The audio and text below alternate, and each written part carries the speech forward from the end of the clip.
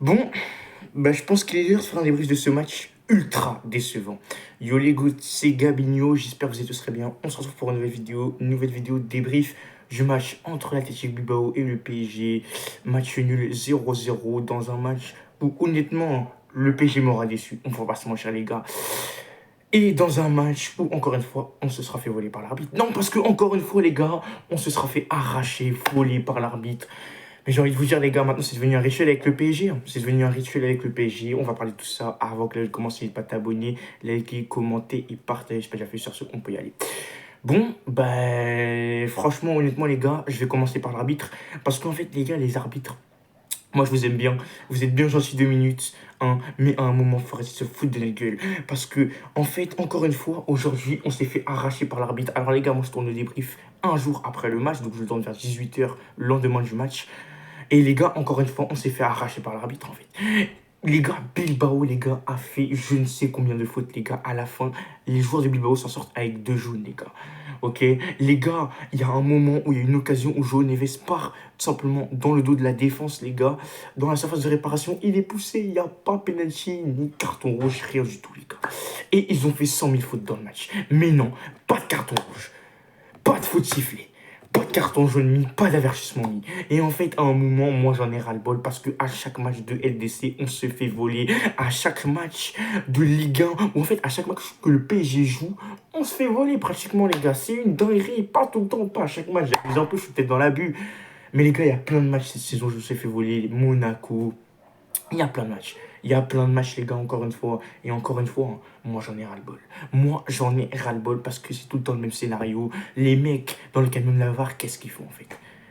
Qu'est-ce qu'ils font? Moi, faut me dire, en fait. Frérot, t'es à la VAR, t'as des occasions à regarder, t'as pratiquement rien à faire du match, juste à regarder les situations litigieuses. Appeler l'arbitre? Non, tu fais pas. À un moment, moi, j'en ai marre.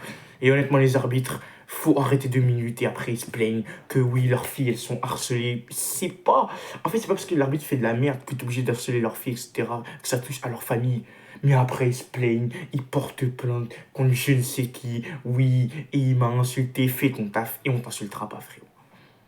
Bref, on va passer au match parce que franchement, les arbitres, franchement, c'est à perte de parler avec eux. Dans tous les cas, si un joueur s'approche de l'arbitre, il va lui mettre un jaune. Bref, c'est à perte. C'est à perte, donc on va parler du match. Et en fait, les gars, ok, l'arbitre était mauvais, mais c'est pas une raison pour prendre le match que aujourd'hui les joueurs nous ont pondu. Parce que les gars, la première mi-temps, c'est une catastrophe.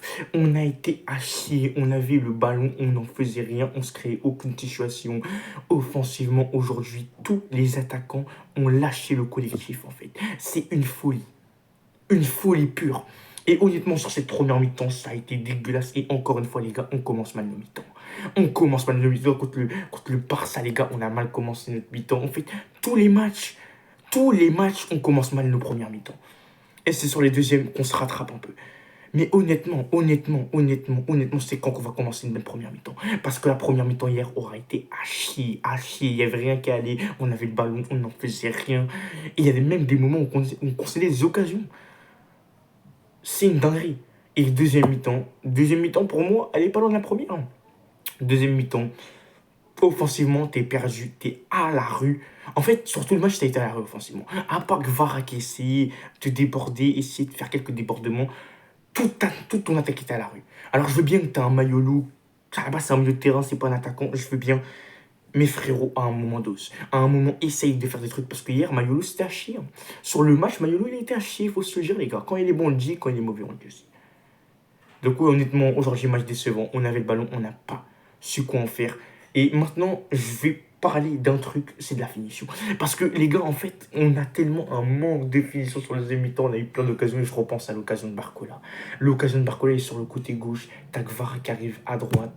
Tu fais la passe à Gvara, il n'a plus qu'à pousser le ballon et à le mettre au fond des cages. Et Barcola, je vais en parler même avant de faire les focus. C'est à chier. Hier soir, Barcola a été à chier. T'avais un putain de ballon à passer à Gvara sur le côté droit sur une occasion. Tu ne le fais pas. Il fallait juste qu'il pousse la balle au fond. C'était terminé. Les gars, j'en ai marre. Les gars, je vous jure, j'en ai ras-le-bol. Et Barcola, les gars, ça commence à me faire chier. Il n'a plus marqué depuis le match contre Le Havre. Les gars, en fait, il avait une opportunité de s'imposer en tant que titulaire avec les absences de Dembélé et Doué. Il a fait le contraire, les gars.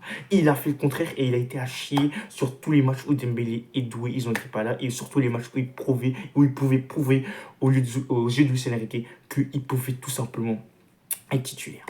Mais Barcola, les gars, c'était à chier. Et Barcola, honnêtement, moi, il commence à me saouler. Moi, je vous dis, il commence à me saouler. Alors, on avait dit la même chose avec Dembélé sur le début de saison de l'année dernière. Mais là, les gars, ça commence vraiment à me faire chier. Parce que c'est pas depuis le début de la saison que Barcola, il est à chier. C'est depuis la fin de saison dernière. Bref, on va passer au focus individuel. On va commencer par Safonov. Chevalier était absent.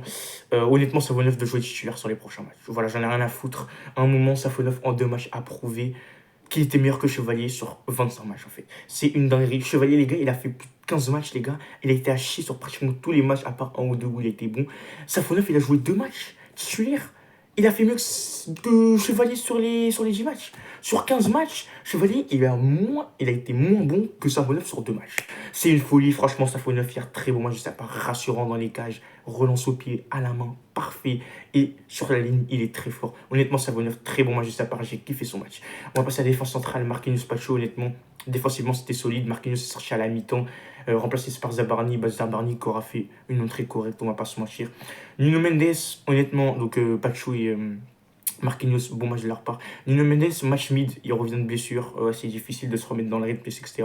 Offensivement, il n'aura pas apporté énormément. Défensivement, il aurait été présent, mais offensivement, ça aurait été un peu plus compliqué pour Nuno Mendes. Mais rien d'alarmant, franchement. Physiquement, c'est normal qu'il soit pas forcément au top. Il revient d'une blessure, donc match mid de la part, tout simplement, de Nuno Mendes. Zaïre Emery, très bon match de sa part. Voilà, Zaïre Emery, les gars, il enchaîne les bonnes performances. Et honnêtement, j'espère qu'il va continuer comme ça dans cette lancée. Parce que Zaïre Emery, il commence vraiment à faire oublier Hakimi. Donc, très bon match de sa part, que ce soit offensivement ou même défensivement. On va passer au milieu de terrain. Il y avait João Neves, Vitinha et Ruiz. João Neves, bon match de sa part. Voilà, normalement, il concède un penalty pour le PSG, malheureusement. Si l'arbitre n'était pas corrompu, bah, il y aurait eu penalty. Mais sinon, bon match de la part de João Neves. Vitinha, franchement, match un peu en dessous. Pas ouf le match de Vitinha, honnêtement, j'ai pas trop kiffé, les gars. Sous pression, il est un peu en difficulté. Honnêtement, Vitinha, match moyen, même j'ai envie de dire mauvais de sa part. Voilà, match à part, match mauvais de la part de Vitinha. Ça m'étonne un peu parce que franchement dans les grandes rencontres normalement Vitinha c'est lui qui débloque cette situation, qui va te ramener en but, mais match mauvais de la part de Vitinha, désolé de vous le dire les gars. Ruiz, je l'aurais pas trop vu, il aura pas trop été en vue Ruiz, mais honnêtement on va pas se mentir, il aura fait un match mid. Et maintenant on va passer à l'attaque Barcola. Carrément, je me permets moi, mais Barcola, les gars, ça aurait été mauvais. Voilà, pour gros problème de finition. Et en fait, le problème, c'est que si Barcola a une finition clinique, en fait, il va faire des ravages. Mais le problème, c'est qu'il n'a pas de finition. Donc, Barcola, mauvais match de sa part. Il doit faire la passe pour Kvara sur l'occasion du but. Il doit la faire. C'est impératif. Alors, tu vas me dire, oui, un attaquant, ça veut marquer des buts. Je m'en fous, en fait. Je m'en fous. Là, je pouvais prendre la première place. Si je faisais la passe, on prenait la première place de Messi. Il l'a pas fait. Donc Barcola, mauvais match de sa part. Et honnêtement, j'espère qu'il va vraiment se remettre en question parce que là, son niveau depuis le début de la saison, il est catastrophique. Mayolo, mauvais match de sa part aussi. Voilà, on va pas se mentir. Mauvais match de sa part. Physiquement, il n'était pas présent dans les duels non plus. Il a eu une ou deux occasions. Il y en a une qu'il aurait dû mettre au fond en début de match. Et après, l'autre, c'est un peu normal, encore élément d'expérience. Mais premier but, il aurait clairement dû mettre le but. Malheureusement, il n'a pas eu. Donc, mauvais match de la part de Mayolo. Et Kvara, c'était le seul qui a réussi à se démarquer un peu en attaque. Même si en réalité, quand t'es abandonné, j'en perds mes mots, les gars, j'en ai marre, désolé pour les bégaiements. Mais quand t'es abandonné par tes deux autres offensifs, Kvara, il peut rien faire. Donc, match mid de la part de Kvara, à la limite du bon. Mais honnêtement, Kvara, il pouvait rien faire, les gars. Il était délaissé offensivement. Donc, match mid de la part de Kvara. Donc voilà les gars, c'est la fin de la vidéo. J'espère que vous aura plu. En tout cas, n'hésitez pas à me dire ce que vous avez pensé du match en commentaire, à liker, à vous abonner, à partager. On se retrouve très prochainement pour un nouveau débrief ou pour une nouvelle vidéo ou même pour un nouveau live. C'était Gabinho. Ciao les gars.